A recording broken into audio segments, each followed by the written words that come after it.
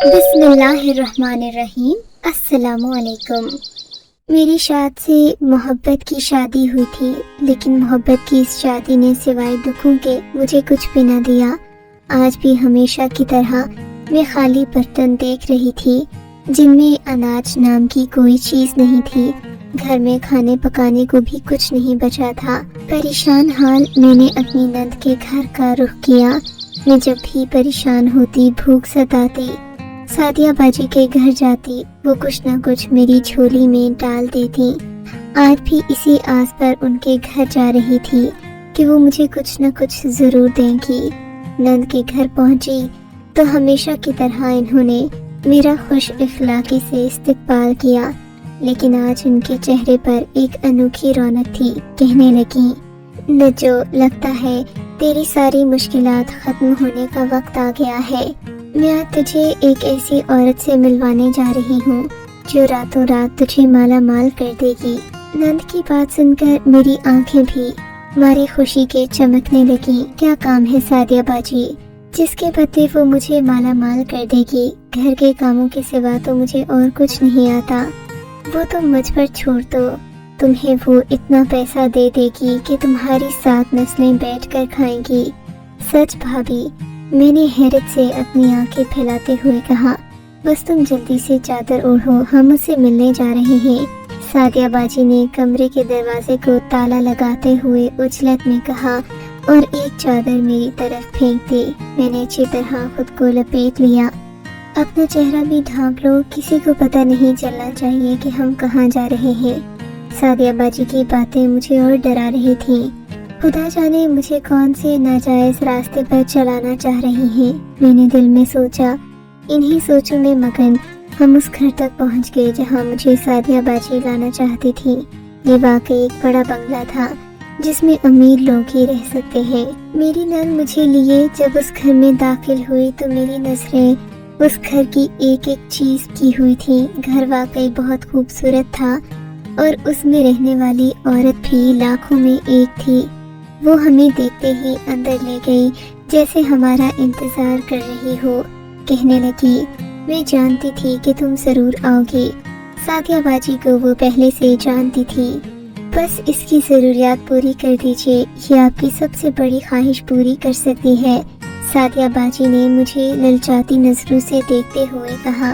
बताओ तुम्हें कितने पैसे चाहिए? उस औरत ने मेरी तरफ देखकर पूछा। जी, किस बात के पैसे? मेरे लिए एक खूबसूरत बच्चा पैदा करने के पैसे। सामने बैठी औरत ने बिना किसी झिझक के कहा, मैं चाहती हूँ कि तुम मेरे लिए एक बच्चा पैदा करो। मैं दरअसल बांझ हूँ, मैं बच्चा पैदा नहीं कर सकती, लेकिन सुना है कि तुमने ऊपर तले 3 बच्चों को जन्म दिया है। तुम मेरे लिए भी बच्चा पैदा करो, मैं तुम्हें तुम्हारी सोच से भी ज्यादा पैसे दूंगी। औरत की बात सुनकर मैं तो भड़क उठी। तुमने मुझे बच्चा पैदा औरत की बात सुनकर मैं तो भड़क उठी। तुमने मुझे बच्चा पैदा करने वाली मशीन समझ रखा है। मैंने बदतमीजी से कहा, मैं भूखी मर जाऊंगी लेकिन अपनी औलाद किसी को नहीं दूंगी। अरे बेवकूफ, तुम्हें तुम्हारी औलाद कौन मांग रहा है? वो बच्चा जो तुम पैदा करोगी उसकी माँ तुम नहीं बल्कि मैं होंगी और उसका बाप मेरा शौहर होगा। ये कैसे मुमकिन है? मैंने हैरत से पूछा।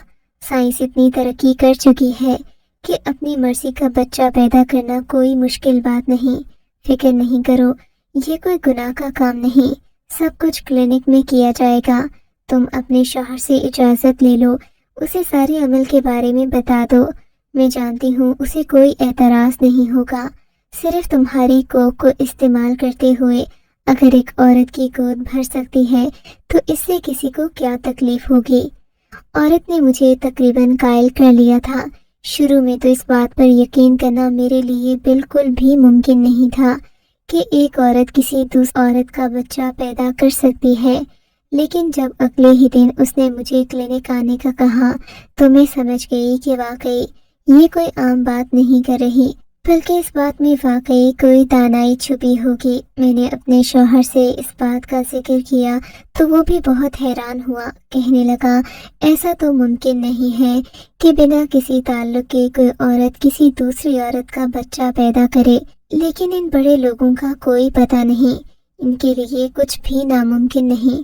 تم ایسا کرو کہ اس عورت کے ساتھ کلینک جا کر دیکھو۔ اگر تمہیں لگتا ہے کہ یہ صحیح ہے تو ہمارے بچوں کی زندگیاں سنور جائیں گی۔ ہمیں اور کیا چاہیے؟ اور پھر وہ بچہ بھی تو ہمارا نہیں ہوگا، پھر ہمیں کس بات کی پریشانی؟ شوہر کی طرف سے اطمینان کرنے کے بعد میں نے اپنی نند سے مشورہ کیا تو اس نے بھی مجھے یہی کہا کہ غربت کے حالات سے نجات پانے کے لیے یہ بات معمولی سی ہے۔ اگر تم ایسا کر لو گی تو تمہارے لیے ترقی اور خوشحالی کے نند اور شوہر سے مشورہ کرنے کے بعد اگلے دن میں سلطانہ بیگم کے گھر پہنچ گئی۔ اس گھر نما محل میں بچوں کی کلکاریاں سننے کے لیے دونوں میاں بیوی کئی جتن کر رہے تھے۔ انہوں نے مجھے 30 لاکھ روپے رقم دینے کا وعدہ کیا تھا۔ یہ رقم میرے لیے بہت بڑی تھی۔ 30 لاکھ تو کیا، میں نے کبھی 30,000 کی شکل بھی نہیں دیکھی تھی۔ میں نے خوشی خوشی اس عورت سے اس بات کا اقرار کر لیا کہ میں اس کے لیے ایک بچہ پیدا کروں گی، لیکن اس کی شرط یہ ہوگی کہ آدھی رقم وہ مجھے بچہ پیدا کرنے سے پہلے دے گی۔ عورت کہنے لگی، میں تمہیں حاملہ ہونے سے پہلے تقریباً 5 لاکھ روپے دے سکتی ہوں، اس کے بعد تم مزید 5 لاکھ لے لینا، اور جیسے جیسے ایک مہینہ گزرتا جائے گا میں تمہیں پیسے دیتی جاؤں گی۔ سلطانہ بیگم کی بات سن کر میں خوش ہو گئی۔ انہوں نے مجھے 5 لاکھ روپے کی رقم ایڈوانس دے دی جو میں نے اپنے شوہر اور نند کے حوالے کی، تو ان دونوں کٹی رہ گئیں۔ انہوں نے بھی میری طرح زندگی میں اتنی بڑی رقم نہیں دیکھی تھی۔ میرے بچوں کے لیے خوشحالی کا دور آ گیا تھا۔ میں سوچ بھی نہیں سکتی تھی کہ میرا ایک قدم میرے بچوں کی زندگی سنوار دے گا۔ مجھے بہت اطمینان تھا کہ آج رات میرے بچے پیٹ بھر کر کھانا کھائیں گے۔ نہ جانے کتنے عرصے سے انہوں نے پیٹ بھر کر کھانا نہیں کھایا تھا۔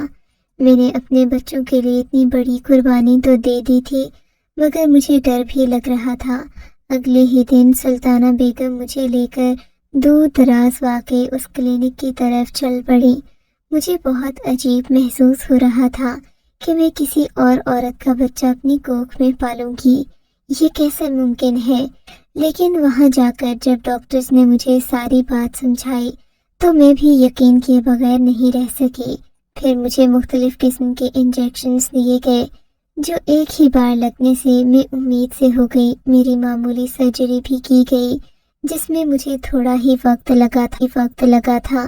بیگم صاحبہ بہت خوش تھیں، جبکہ مجھے بھی اپنے اندر ایک بچے والی عورت جیسی تبدیلیاں محسوس ہونا شروع ہو گئی تھیں۔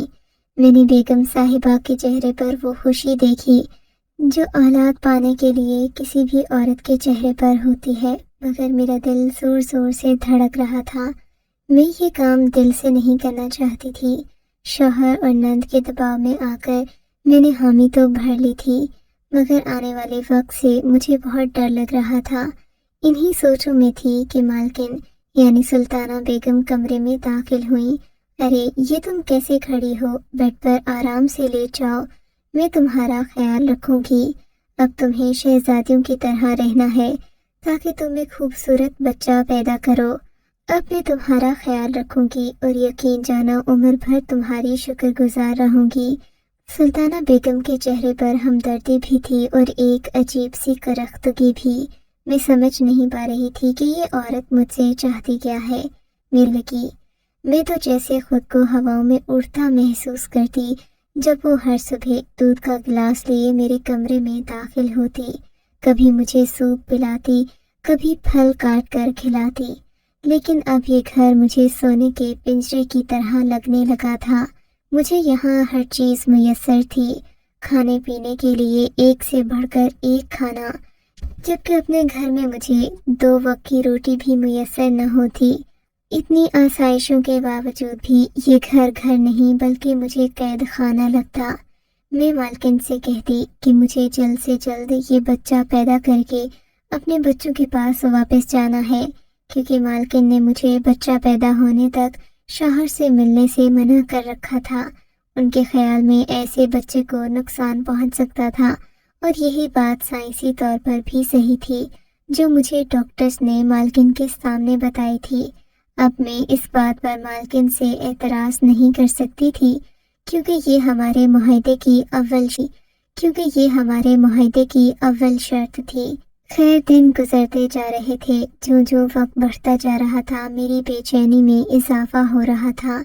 ایک دن میرا دل چاہا کہ میں اس گھر سے دور کہیں بھاگ جاؤں اور بچہ پیدا ہونے پر خوب خوشی مناؤں، اسے اپنے وجود سے لگائے رکھوں اور کبھی کسی کو نہ دوں۔ میرے اندر کی ممتا بلکنے لگی۔ میں نے کچھ سوچ کر مالکن سے کہا، سلطانہ باجی، آپ نے مجھے میرے شوہر سے ملنے سے منع کر رکھا ہے، لیکن میں اپنی نند سے تو ملاقات کر سکتی ہوں نا، مجھے ان سے ضروری باتیں کرنی ہیں۔ سلطانہ باجی نے میری بات سنی تو مشکوک نظروں سے مجھے دیکھتے ہوئے بولی، تمہیں تمہاری نند کے گھر جانے کی ضرورت نہیں ہے، میں اسے پیغام بھجوا دیتی ہوں، وہ تم سے ملنے یہیں آ جائے گی، تم یہاں سے کہیں نہیں جا سکتی۔ سلطانہ بیگم نے سختی سے کہا۔ میں تو ان کے چہرے کی سختی دیکھ کر حیران رہ گئی۔ یہ وہی عورت تھی جو مجھے ہاتھ کا چھالا بنا کر رکھے ہوئے تھی، اور اب یہ کیسے لہجے کی سختی سے مجھے ڈرا رہی ہے۔ میں اس کی خریدی ہوئی غلام تو نہیں ہوں، مگر کیا کر سکتی تھی؟ میں اچھی خاصی رقم لے کر اپنی شوہر اور نند کو دے چکی تھی۔ خاموش ہو گئی۔ اگلی شام میری نند سعدیہ باجی مجھ سے ملنے سلطانہ کے محل میں پہنچ گئیں۔ ان کے چہرے پر بھی پریشانی تھی۔ سلطانہ نے نہ جانے انہیں کیا کہا کہ وہ مجھ سے ٹھیک سے بات بھی نہ کر رہی تھیں۔ باجی بتاؤ نا، میرے بچے کیسے ہیں؟ میں نے بے تابی سے پوچھا تو کہنے لگی، تمہارے بچے بالکل ٹھیک ہیں، بس تم اس بچے کی فکر کرو جو دنیا میں آنے والا ہے، اس کے بعد تمہیں باقی رقم بھی مل جائے گی۔ تمہارے بچے اچھا کھا بھی رہے ہیں، ایک ماں کو اپنے بچوں کی خوشی سے بڑھ کر کیا چاہیے؟ سلطانہ بیگم سے بدتمیزی نہ کرنا، وہ جو کہیں تم ویسا ہی کرنا۔ دراصل تمہیں ان معاملات کا نہیں پتہ، سلطانہ باجی جو کہیں تم ویسا ہی کرنا۔ لیکن سعدیہ باجی، میں نے ڈرتے ڈرتے کہا ہے، جس کا بھی ہے یہ میرے وجود سے پل کر پڑا ہوا ہے، میں اسے کسی اور کو دینے کا سوچ بھی نہیں سکتی۔ سعدیہ باجی، خدا کے لیے مجھے اس سونے کے پنجرے سے نکال دو، مجھے یہاں سے دور لے جاؤ، میں اپنے بچے کو ہمیشہ اپنے ساتھ رکھنا چاہتی ہوں۔ یہ کہتے ہوئے میری آنکھوں میں آنسو آ گئے۔ تو پاگل تو نہیں ہو گئی؟ یہ کیسی باتیں کر رہی ہے؟ سعدیہ باجی مجھے سمجھانے لگی۔ مالکن تیرا گلا دبا کر تجھے ہمیشہ کے لیے اس دنیا سے رخصت کر دے گی، دوبارہ ایسی بات منہ سے مت نکالنا۔ انہوں نے تمہیں اتنی بڑی رقم یوں ہی نہیں دی، اگر ایسا کیا تو تمہارے باقی بچوں کی زندگی بھی تباہ و برباد ہو جائے گی۔ یہاں چپ چاپ پڑی رہو، 9 مہینے بعد بچہ پیدا ہوگا تو گھر آ جانا، کسی کو خبر بھی نہیں ہوگی، تم اسے ایک حادثہ سمجھ کر بھول جانا، اور یہ بچہ تمہارا نہیں ہے، تم یہ بات کیوں بھول جاتی ہو؟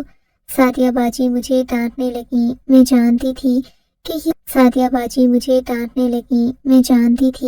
کہ یہ بچہ میرا نہیں ہے، لیکن میرے وجود کے اندر پلتے وجود سے مجھے کیسے انسیت نہ ہوتی۔ میں نے سعدیہ باجی سے یہ بات تو نہیں کی، لیکن میری نند کے جانے کے بعد مجھے یہ احساس شدت سے ستانے لگا کہ میں نے بہت گھاٹے کا سودا کر لیا ہے۔ بھلا ایک ماں اپنا بچہ کیسے کسی دوسرے کی گود میں ڈال سکتی ہے؟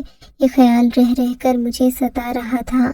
میں نے سوچ لیا تھا کہ میں سعدیہ باجی سے یہ بات کروں گی اور انہیں باقی رقم رفتہ رفتہ لوٹا دوں گی، وہ میرا بچہ میرے پاس ہی رہنے دیں۔ رات کے تقریباً 2 بجے کا وقت تھا جب میں اپنے بستر سے اٹھی۔ میرا دل بہت گھبرا رہا تھا، ایسا محسوس ہو رہا تھا جیسے میں تپتے صحرا میں بھاگ رہی ہوں اور میرے آگے کوئی نخلستان نہیں، بس صحرا کی آگ اور گرمی ہے۔ سلطانہ بیگم کے کمرے کا دروازہ پاس ہی تھا۔ میں بڑی مشکل سے بیڈ سے اٹھ دھیرے دھیرے قدم اٹھاتی سلطانہ باجی کے کمرے میں داخل ہونے ہی لگی کہ اپنا نام سن کر رک گئی۔ سلطانہ باجی کسی سے فون پر باتیں کر رہی تھیں، وہ میرا ہی ذکر کر رہی تھیں۔ ہاں بالکل، تم فکر نہیں کرو، سلطانہ باجی کسی سے مخاطب تھیں۔ ارے تم تو جانتی ہو مجھے کوئی بچہ نہیں چاہیے، میں نے یہ سب ڈرامہ اپنا تجربہ کامیاب کرنے کے لیے کیا ہے، اب دیکھنا یہ ہے کہ یہ کرائے کی ماں کیا پیدا کرتی ہے۔ اگر تو ہمارے فائدے کی بات ہوئی تو ہم اسے دوبارہ بھی اپنے تجربے کے لیے استعمال کریں گے، لیکن اگر ایسا نہ ہوا تو میں اسے وہ بچہ دے کر گھر بھیج دوں گی۔ مالکن کی یہ بات سن کر مجھے اپنی قدم لرزتے ہوئے محسوس ہوئے۔ تو کیا میں کسی تجربے کا حصہ تھی؟ مالکن کو واقعی یہ بچہ نہیں چاہیے؟ میں سوچ میں پڑ گئی۔ اگر یہ صرف محض تجربے کے لیے کر رہی ہیں تو مجھے بغیر کسی احساس ندامت کے اپنے بچے کو بچانے کی کوشش کرنی چاہیے، میں اور میری اولاد سلطانہ بیگم کے تجربے کا نشانہ بنے۔ یہی سوچ آتے ہی میں نے اس گھر سے نکلنے کا فیصلہ کیا۔ رات کافی ہو چکی تھی، اس وقت یہاں سے نکلنا ممکن نہیں تھا۔ اگلے دن تک میری منصوبہ بندی مکمل تھی۔ میں نے سوچ لیا تھا کہ اب میں سلطانہ بیگم کے تجربے کا حصہ نہیں بنوں گی۔ اگلا پورا دن منصوبہ بندی کرتے ہوئے گزر گیا، لیکن رات ہوتے ہی سلطانہ بیگم میرے کمرے میں آ گئیں۔ آج سے تم صرف اور صرف دودھ پر گزارا کرو۔ سلطانہ بیگم نے دودھ کا گلاس میری طرف بڑھاتے ہوئے کہا۔ وہ کیوں؟ کیا میں نے کوئی غلطی کی ہے جو آپ مجھے باقی نعمتوں سے محروم کر رہی ہیں؟ میں نے تلخ لہجے میں پوچھا۔ ارے نہیں پگلی، ایسی بات نہیں ہے، بس اس بچے کے لیے صرف اور صرف دودھ والی غذا ہوگی، تم گوشت بھی نہیں کھا سکتی۔ شاید تمہیں ابھی اندازہ نہیں، لیکن یہ ایک خاص بچہ ہے، اسے معمولی بچوں کی طرح نہ سمجھو۔ سلطانہ بیگم نے کھوئے کھوئے لہجے میں کہا۔ میں ان کی بات نہیں سمجھی تھی۔ اس دن کے بعد سلطانہ بیگم نے مجھے سختی سے منع کر دیا کہ میں گھر میں کسی کو بھی آنے نہیں دوں گی اور نہ ہی تم کسی باہر کے بندے سے ملاقات کرو گی۔ اب میرے اوپر پہرا مزید سخت کر دیا گیا تھا، لیکن میں یہاں سے نکلنے کے لیے دن رات کوششیں کر رہی تھی۔ سلطانہ بیگم کو مجھ پر اعتبار نہیں تھا، وہ میرے لیے پہرے سخت سے سخت کرتی جا رہی تھی۔ شاید وہ بھی ممتا کے جذبے سے واقف تھی، اسی لیے مجھے سخت قید میں رکھا ہوا تھا، اور پھر میں اپنے ارادوں میں ناکام ہوتی چلی گئی۔ میں جب بھی باہر جانے کی کوشش کرتی، باہر کوئی نہ کوئی چوکیدار مجھے دیکھ رہا ہوتا۔ بالآخر ایک دن وہ سنہری موقع آ ہی گیا جب مجھے اس محل نما سونے کے پنجرے سے نکلنے کا موقع ملا۔ چوکیدار کی غفلت اور کوتاہی نے مجھے یہاں سے بھاگنے کا موقع فراہم کیا۔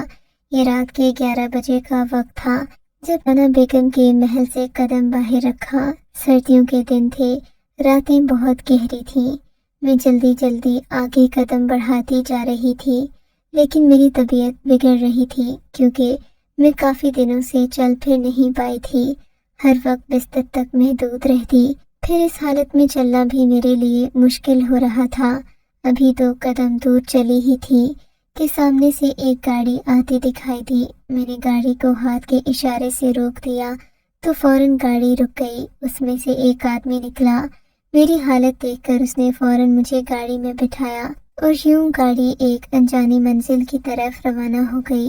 مجھے بہت ڈر بھی لگ رہا تھا کہ کہیں یہ آدمی میرے ساتھ کوئی دھوکہ نہ کرے، مجھے نقصان نہ پہنچا دے، لیکن وہ مجھے ایک ایسی جگہ لے کر گیا جہاں میرے مسئلے کا حل موجود تھا۔ میں جانتی نہیں تھی کہ میرا وقت قریب آ گیا ہے۔ تھوڑی ہی دیر میں مجھے ایک مخصوص کمرے میں پہنچا دیا گیا۔ میں نے خدا کا شکر ادا کیا کہ میں صحیح وقت پر سلطانہ بیگم کی قید سے نکل آئی تھی۔ پھر وہ مبارک لمحہ بھی آ گیا جب میرے کانوں نے میرے بچے کی پہلی چیخ سنی۔ اس کے رونے کی آواز میری روح تک کو سرشار کر رہی تھی۔ پھر مجھے ہوش نہ رہا، میں غنودگی میں ڈوبتی چلی گئی۔ میرا ذہن تاریکیوں میں چلا گیا۔ جب میری آنکھ کھلی تو کمرے میں سناٹا تھا۔ ایک نرس بینچ پر بیٹھی مجھے گھور رہی تھی، جیسے اسے مجھ پر بہت زیادہ حیرت ہو رہی ہو۔ میرا بچہ کہاں ہے؟ میں تقریباً چلاتے ہوئے پوچھا۔ تمہارا بچہ؟ نرس میرے قریب آتے ہوئے بولی۔ وہ ایک عجیب و غریب مخلوق ہے۔ تم نے ایک انسان کو نہیں بلکہ ایک سانپ کو جنم دیا ہے۔ تم پر ایک بھیانک تجربہ کیا گیا۔ اس تجربے کے تحت تم نے ایک غیر انسانی بچے کو جنم دیا۔ اگر چاہو تو دیکھ سکتی ہو۔ نرس نے ایک پوٹلی کی طرف اشارہ کرتے ہوئے کہا جس میں کالے رنگ کا ایک مردہ سانپ پڑا تھا۔ یہ تم کیا بکواس؟ میرے خیال میں میں تمہاری اس بات پر یقین کر لوں گی۔ میں نے اپنے کانوں سے اپنے بچے کی چیخ سنی ہے۔ مجھے اپنا بچہ چاہیے۔ تم لوگ مجھ سے اتنا بڑا جھوٹ نہیں بول سکتے۔ میں نرس پر چلانے لگی، لیکن وہ بضد تھی کہ میں نے کوئی انسانی بچہ پیدا نہیں کیا، بلکہ میں نے ایک سانپ اپنی کوکھ سے جنم دیا ہے۔ یہ بات مجھے اتنی بار سنائی گئی کہ میں اس بات پر یقین کر بیٹھی۔ مجھے لگا شاید قدرت نے مجھے میرے گناہ کی سزا دی ہے۔ جو میں نے سلطانہ بیگم سے دھوکہ کیا، مجھے اس کی ایک ہی سزا مل گئی، لیکن میں غلط تھی۔ قدرت کا کھیل ابھی باقی تھا۔ جب میں لٹی پٹی اپنے گھر پہنچی تو میرا شوہر خوشی سے ناچ رہا تھا۔ اسے پورے 30 لاکھ روپے کی رقم مل گئی تھی۔ میں حیران تھی کہ آخر یہ رقم اسے کیسے ملی، جبکہ میں تو مالکن کی قید سے بھاگ آئی تھی۔ میرے شوہر نے خوشی میں ایک ایک لفظ سچ بتا دیا۔ اس نے مجھے بتا دیا کہ میں نے وعدہ کر کے مالکن کی پرسوں کی خواہش پوری کر دی، سو انہوں نے آج صبح ہی میرے شوہر کو بلا کر باقی کی رقم دے دی تھی۔ میں پھٹی پھٹی آنکھوں سے اپنے شوہر کو دیکھنے لگی اور اس عورت کا چہرہ میری نظر کے سامنے آ گیا جس نے پورے 3 مہینے میرے ذہن میں یہ بات ڈالنے کی کوشش کی کہ میں کسی انسانی بچے کو نہیں بلکہ ایک سانپ کو جنم دینے والی ہوں۔ مجھے اپنی بے بسی پر رونا آ رہا تھا کہ میں نے صرف 30 لاکھ روپے کی عوض اپنے وجود کے ٹکڑے کو بیچنے کا فیصلہ کیسے کر لیا، جو میرے لیے دنیا کے ہر خزانے سے بڑھ کر تھا۔